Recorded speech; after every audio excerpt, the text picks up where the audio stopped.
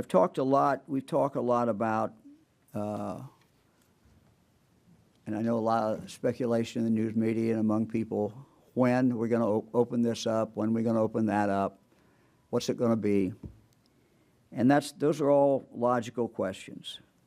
But I think the most important question really is how we do it. Because if we do it right, we can provide as much protection as we can. There's always risk. Much protection as we can to our workers. Much protection as we can to everyone involved. And so the how is very important. Let me start with our first announcement on May 1. We're going to have a health care opening. I want to talk a little bit about why we had slowed things down at hospitals. On March 17th, Director Acton issued an order in regard to non-essential medical procedures.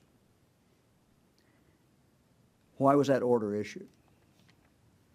It was issued because we needed to make sure that as the virus continued to spread, that we had enough hospital beds to take care of it, that we had enough personal protection equipment for our first responders, our hospital workers, people in nursing homes, et cetera. And we also wanted to make sure that we are having the social distancing. Well, again, you all have done a great job. The hospitals are not full. We have space. Done a good job of the social distancing. The one area that is still not quite where we want it is personal protection. It's coming. We've stood up more sources in Ohio and other places. We've secured more of this.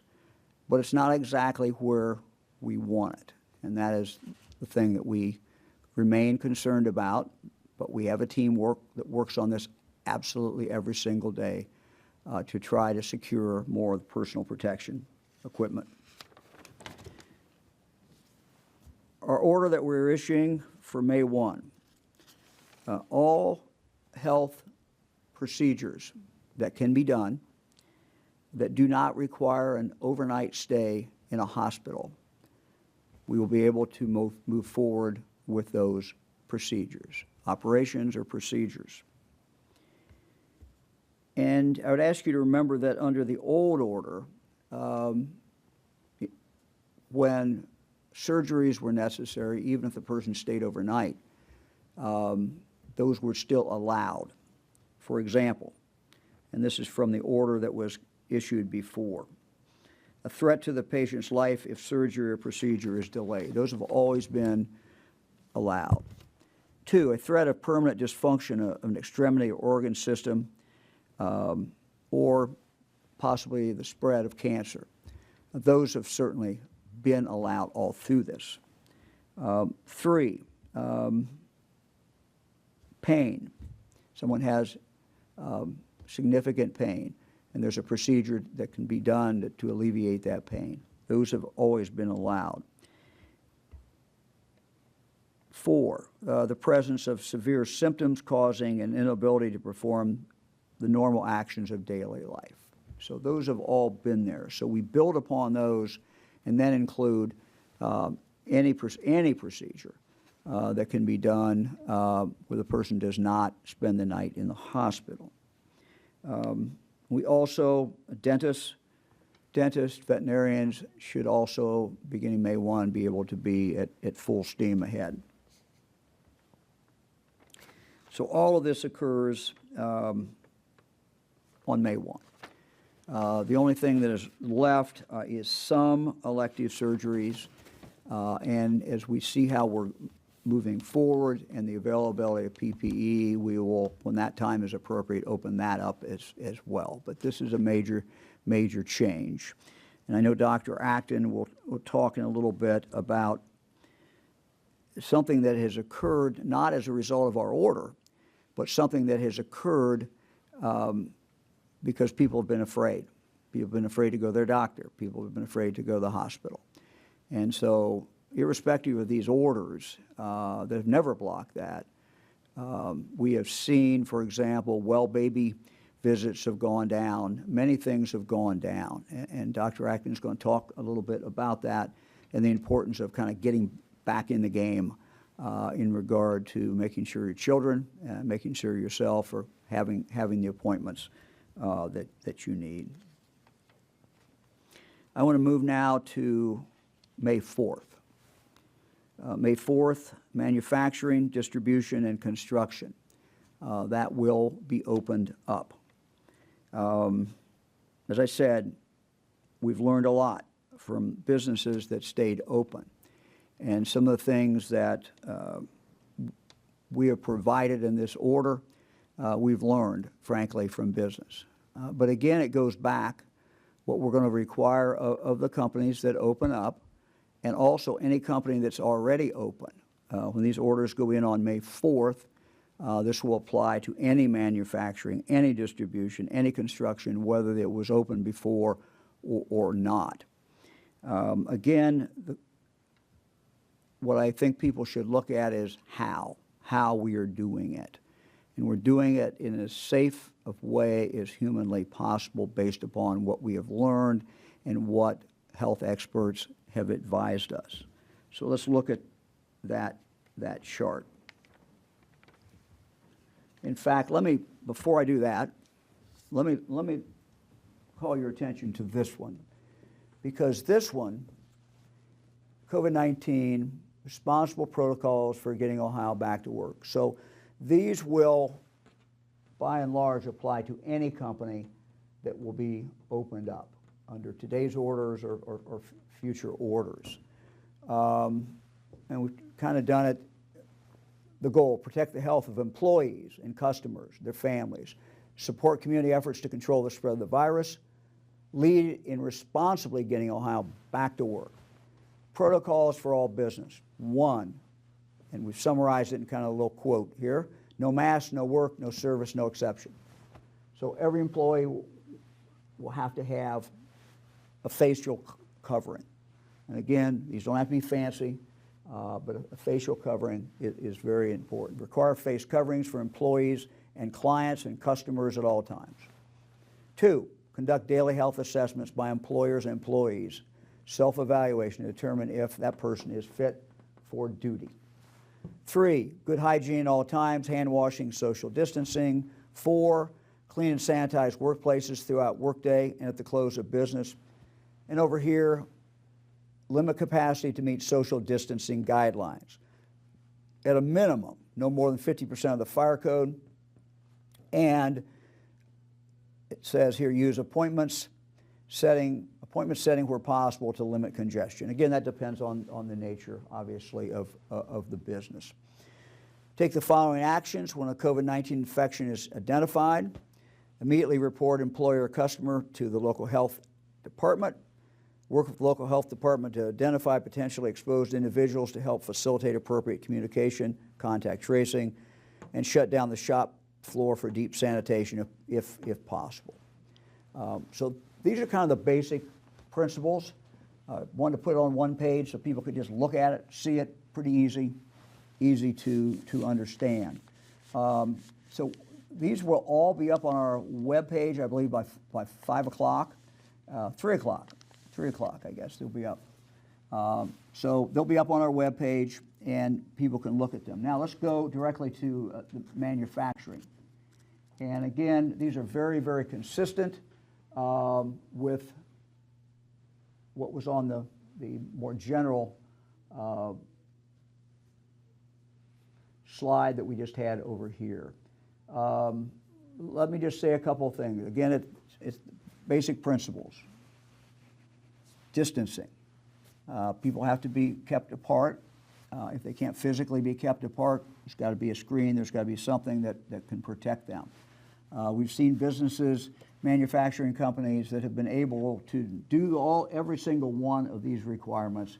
Many companies that are out there today are actually doing. Again, you'll be able to look at these and up on the web page, and any manufacturing company who's looking at that May 4th date, distribution company, construction company will have all of that available. Let me also say on May 4th, general offices will be able to be open. This is the chart for that, or it will be in a moment. That's the, and I'll just call attention to several things on here, but to me the most important is companies have found out that many of the members of their office can work from home and be just as efficient. We are asking companies as they go back into their office space to continue to do that as much as humanly possible. Continue to have people work from home. Again, we are all in this together, and what they do is going to allow us to move forward quicker as far as the opening of Ohio. So personnel work from home, if at all humanly possible. Let me go now to May 12th. May 12th, consumer, retail, and services. Again, will be up on the web page. It's pretty simple. It is one page, but maybe call your attention to several things that are in fact up there. One, all employees will wear facial covering. The same thing will be true in regard to customers. So we encourage every Ohioan when you're out in public to wear a facial covering. We are not going to mandate that, but when someone as a customer goes into a business, they will have to have that facial covering because they will be dealing in a retail setting and they will be dealing with the people who are working there. And the thing that we have learned, that Dr. Acton has talked a lot about, and several of the doctors who we've had Skyped in here have talked about, is that really when you put that on, facial covering, you're protecting the other person. And so when two people do that, each one is protecting the other one. It is not a substitute for social distancing, but it is, as Dr. Acton has said, like the Swiss cheese, we just keep layering things on. The more things you do, the more protection that we provide. So this may be a little different, walking in to a store, but all these requirements, of course, will be in place for companies that are already open. For example, the grocery stores that have been allowed to be open. When we get to May 12th, every retail outlet that is open will have to be able to follow these particular protocols. Let me add a couple more things before I turn this over to Lieutenant Governor. The stay-at-home orders will still be in place. Now, obviously, they're modified in that companies that are now open, people who are working the companies obviously will be able to go there and work. The same is true with retail. When the retail is opening up, anybody who wants to go to the retail obviously is going to be able to do that. The gatherings, 10 people gathering ruling or order is going to remain on. So I think you can kind of see what we're trying to do. We're trying to ease out. We're trying to get Ohio back working. We know there's more things to do. We need to see how this works. We need to monitor the numbers. We need to see how our tracing and our testing is going. We believe we can live up to those goals that we put up there. So a lot of moving parts, a lot of things going on. This is the beginning. But to be able to do it and to continue to move forward without occurring something that no one wants to see occur. And I've had businessmen and women tell me this, and average citizens tell me this. We don't want to go back. We don't want to open things up and then have to fall back. We don't want to see a huge spike in hospitalizations. We don't want to see a huge spike in cases. The virus is still out there. It's not going to go away. But there are a lot of things we can do to lessen its impact, and we've been doing those, and we just have to continue to do those. At the same time, we're trying to get folks back to work and make that happen. I want to call special attention to the people who are the most vulnerable. And again, Dr. Acton may talk a little bit about that. But as we look at who is the most vulnerable, we have to start off with, if you look at deaths, the deaths have not been nearly as high. They've been much, much higher, obviously, the older someone gets. And they go up when someone has a medical problem. Anybody can get this, it would appear, and anyone can be ill. And if you look at national numbers, you'll see that even younger people can die as a result of it. But we do know that those 65 years of age or older are in a much, much more difficult situation. We know that anybody with chronic lung disease, moderate to severe asthma, severe obesity, diabetes, chronic kidney disease, undergoing dialysis, liver disease, and on. So those individuals, again, we just would remind you to be exceedingly careful.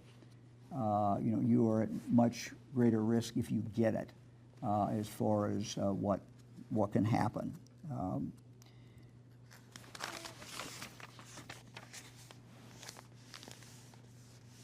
So again, let me thank Ohioans. We've gotten this far. We've got a ways to go. These are first steps. First steps in regard to retail, first steps in regard to moving forward with manufacturing, with office, with the medical side.